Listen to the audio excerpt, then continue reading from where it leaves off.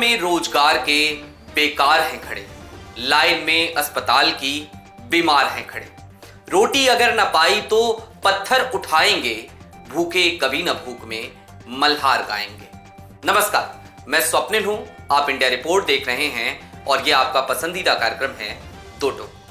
आज सबसे पहले आपको कुछ तस्वीरें दिखाता हूं, उस युवा वर्ग की तस्वीरें जो देश की नींव कहलाता है, उस युवा वर्ग की जो हर परिवार की आस होता है, जिसके कंधे पर देश का भार होता है। सागर खयामी साहब के शेर के साथ शुरुआत की थी। उन्हीं का एक मतला और शेर ये भी है जो आजकल के युवाओं पर बिल्कुल सटीक बैठता है, उन युवाओं पर जिनकी तस्वीरें इस वक्त आपकी स्क्रीन पर चल रही हैं। तमाम दिन के सरेराह हम थके हारे, सिकम में चूहे उछलते थे भूख के मारे, बड़ा था मेरा सिकम दोस्तों मैं क्या करता, रकम थी जेब में कम दोस्तों मैं क्या करता। इन तस्वीरों को जरा गौर से देखिए। रस्सियों से लटकने से पहले इनके भी सपने थे, वो सपने जिनका बोझ ये ना उठा सके। इनकी जरूरतें थी जिनका गला हर रोज घोटना इन्हें मंजूर ना था, लिहाजा थक हार कर इन्होंने अपना गला घोट लिया। अब जरा सोचिए कि युवाओं की इस बेबसी का जिम्मेदार हम किसे ठहराएं। आइए आपको देश के प्रधान सेवक के दो बयान याद दिलाते हैं। प्रधान सेवक ने ये बातें तब कही थी जब वो प्रधानमंत्री नहीं थे। नौकरी मिलनी चाहिए कि नहीं मिलनी चाहिए, आपकी ताकत के हिसाब से आपको काम मिलना चाहिए कि नहीं मिलना चाहिए। अगर आप होनहार हैं तो आपके नौकरी का आपको हक है कि नहीं है। गांव से लोग पलायन ना हो, गांव से क्यों कहीं से कोई पलायन ना हो।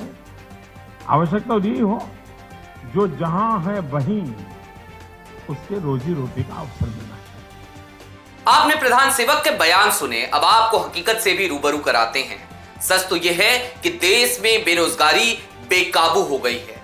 देश में बेरोजगारी दर दिसंबर महीने में रिकॉर्ड 7.91% पर पहुंच गई है। Centre for monitoring Indian economy के मुताबिक यह दर बीते 4 महीनों में सबसे ज्यादा है। 2021 में अक्टूबर को छोड़कर बाकी 11 महीनों में भारत के गांव की तुलना में शहरों में ज्यादा बेरोजगारी रही है।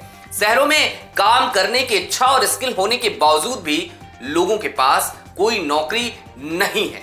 ऐसे में अगर ओमिक्रॉन की वजह से पाबंदियों का दौर लौटता है तो देश में बेरोजगार युवाओं की संख्या और भी ज्यादा बढ़ जाएगी। लगे हाथ आपको दैनिक भास्कर के एक सर्वे को भी दिखा देते हैं, जिसमें 77% लोगों का मानना यह है कि बेरोजगारी के लिए जिम्मेदार सरकार है, क्योंकि वो सही तरीके से योजनाएं नहीं बनवाती। माननीय प्रधान सेवक जी, मैं आपसे ये कहना चाहता हूं कि आपको ये शेर याद रखना चाहिए।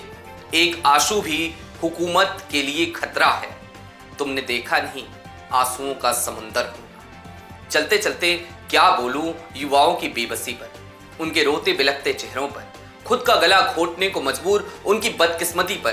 बोलने को शब्द नहीं है, जबान लड़खड़ा रही है। लिहाजा सागर खयामी साहब के इस शेर के साथ ही आपको छोड़े जाता हूं, जो मेरी तरफ से मेरे प्रधान सेवक से पूछा गया एक सवाल समझा जाए। रहेगा प्यासों से पानी का फासला कब तक, रहेगा घर मेरा मैदाने करबला कब तक, तेरे पड़ोस के पत्थर कभी तो जागेंगे, रहेगा कांच के महलों में तो खुदा कब तक। शुक्रिया।